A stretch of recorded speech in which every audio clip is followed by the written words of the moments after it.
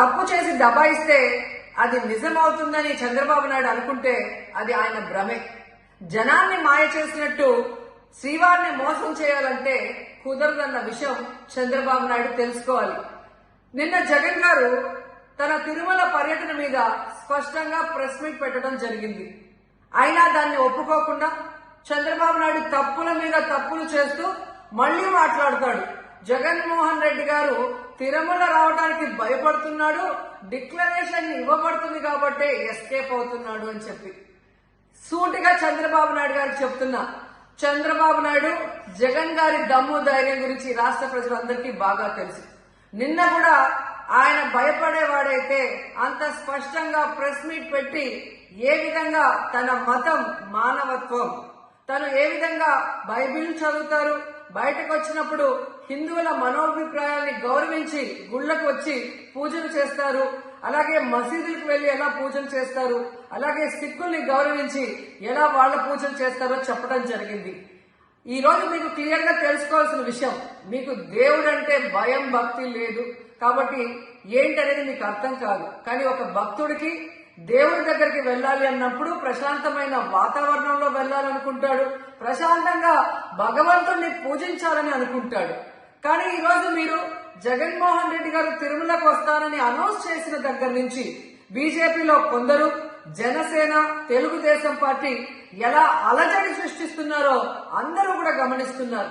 ఏ విధంగా అలిపిరి దగ్గర మేము అటాక్ చేస్తాం, అడ్డుకుంటామని చెప్పటం, అలాగే వైఎస్ఆర్ కాంగ్రెస్ పార్టీ నాయకులందరికీ, కార్యకర్తలందరికీ నోటీసులు ఇచ్చి జగన్మోహన్ రెడ్డి గారి పర్యటనకి పర్మిషన్ లేదు కాబట్టి ఎవరొచ్చినా అరెస్ట్ చేస్తామన్నట్టుగా భయభ్రాంతులకు మీరు ఎలా గురి చేశారు. అండ్ ఈరోజు కుల రాజకీయాలు చేసి రాష్ట్రాన్ని భ్రష్టు పట్టించడమే కాకుండా మత రాజకీయాలు కూడా మీరు ఎలా చేస్తున్నారో అందరూ కూడా గమనిస్తున్నారు. ఇలాంటి వాతావరణంలో దర్శనం చేసుకోలేము కాబట్టే జగన్మోహన్ రెడ్డి గారు ఏ విధంగా ఆ తిరుమల ట్రిప్ ని క్యాన్సిల్ చేసి తన అభిప్రాయాల్ని ప్రెస్ ద్వారా ప్రజలకి తెలియజేయడం జరిగింది. సో నిజమైన భక్తుడు జగన్మోహన్ రెడ్డి గారు ఎప్పుడైనా మళ్లీ వెళ్లి వెంకటేశ్వర స్వామిని దర్శించుకోగలరు. 5 సంవత్సరాలు తన తండ్రి మరి ముఖ్యమంత్రిగా వెంకటేశ్వర స్వామికి పట్టు వస్త్రాలు ఇచ్చారు. జగన్మోహన్ రెడ్డి గారు 5 సంవత్సరాలు మరి పట్టు వస్త్రాలు ఇచ్చిన తర్వాత ఈ నీచమైన రాజకీయాలు చేస్తూ డిక్లరేషన్ పేరుతో మీరు మాట్లాడుతూ ఎవరు అడ్డుకున్నారు అని చెప్పి మళ్లీ దిగజారుడు రాజకీయాలు చేస్తున్నారు. సో భగవంతుడితో పెట్టుకున్న చంద్రబాబు నాయుడు నీతో పాటు ఆడిస్తే ఆడే వాళ్ళందరికీ కూడా అనింది, రోజే అనింది, అది అడిగిపోయింది. ఇప్పుడు కంటికి కనపడకుండా పోయింది, అది 40,000 పైన ఎంతో పోయింది. మరి ఏంటి రోజా పరిస్థితి ఏంటి తమ్ముడు? మాజీ పర్యాటక శాఖ మంత్రి కదా, పర్యటనలు చేసుకుంటా ఉంటది.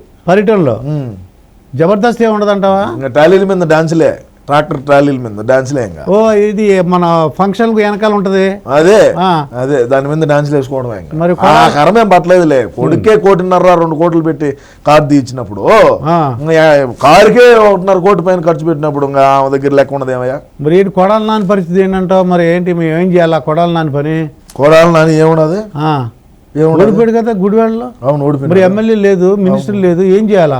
అంటే ఎల్లకాలం ఎమ్మెల్యే మినిస్టర్ గానే ఉంటారు అనుకున్నావా? అంతే, నేను అలాగే అనుకున్నాను. ప్రజాస్వామ్యం అయ్యా ఇది. 30 ఏళ్ళు ఉంటాడు అనుకున్నాను నేను పోరాటం చేస్తా 30 ఏళ్ళు అన్న కోసం. నా ఈ పోరాటం ఆగదు. Point number 1, Kodali Nani cancer. Kodali Nani క్యాన్సరా? క్యాన్సర్ బసవ తారకంలో చూపించుకుంటాడు. ఎవరిది? బాలకృష్ణ గారిది, వాళ్ళ తల్లిగారి పేరు మీద బసవ తారకమ్మ క్యాన్సర్ రీసెర్చ్ ఏదో పెట్టినాడు కదా, ఆడికి పోయి చూపించుకుంటాడు. మేము ఎంత తిట్టినప్పటికీ మా బతికేమో మళ్ళా బాలయ్య కాలకాడికి, బాలయ్య పెట్టిన హాస్పిటల్కి పోయి ఆడ ట్రీట్మెంట్ చేసుకుంటా బతున్నాము. అది పరిస్థితి. మొన్నగడ కళ్ళు తిరిగి పడినాడు.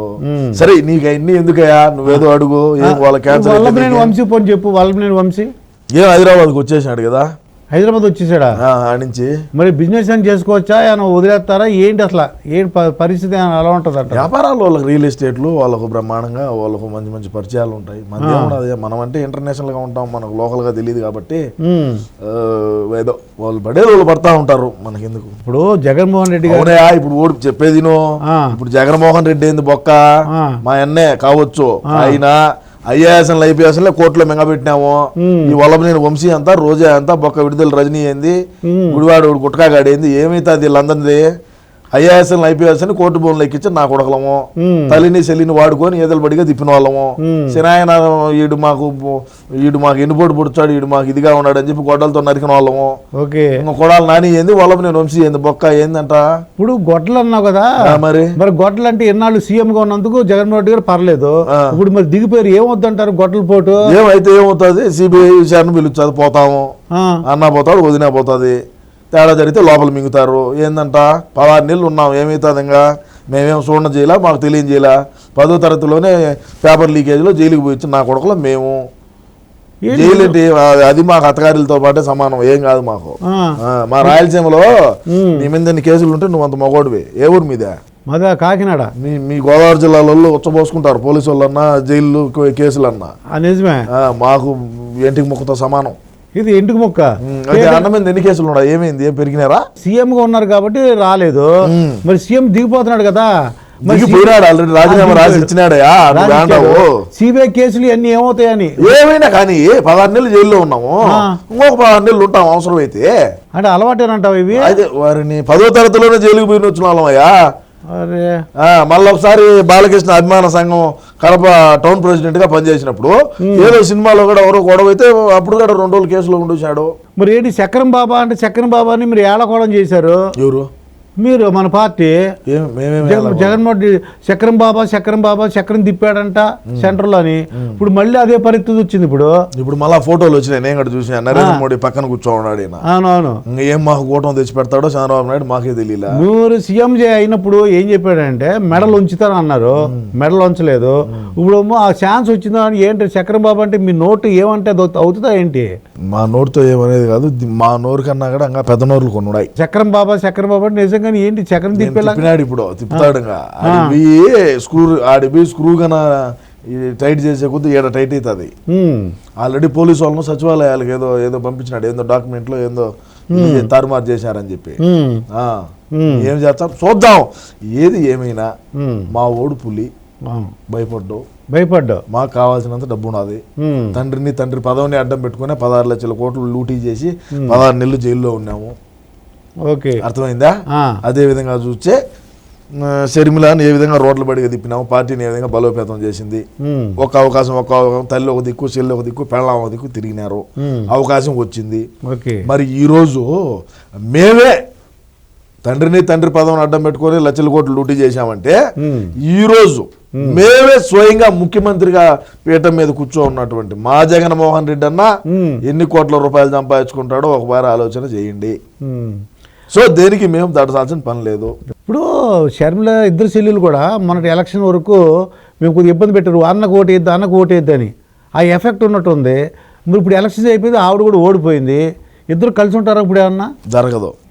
అంతేనంటారా? జరగదయా, ఎట్ట జరుగుతుంది అంటే ఎలక్షన్ అయిపోయినా ఓడించేసారు, అయిపోయింది. ఎలక్షన్ అయిపోయినా ఓడించేసినా ఏమైనా కూడా అది జరగదు. మరి సిబిఐ కంటే మరి కోర్టులు ఎన్ని కేసులు అవసరమైతే పోతాము. ఏమైతుంది?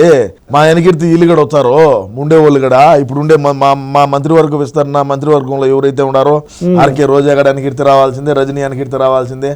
ఇంకా కొంతమంది ఉన్నారు వెనకీర్తి వచ్చేవాళ్ళు. ఓకే, ఐఏఎస్లు పోతారు, ఐపీఎస్లు పోతారు. ఎవడైతే అతి ఉత్సాహంగా జగన్మోహన్ రెడ్డి కళ్ళల్లో ఆనందం చూడాలని ఎవరైతే అది కాంతిరాణ టాటా ఉన్నాడు, ఎవడోలే ఎవడన్నా కానీ ఎవడైనా వెనకీర్తి రావాల్సిందే. అతి ఉత్సాహం ప్రదర్శించినోడు ఎవడైనా రావాల్సిందే.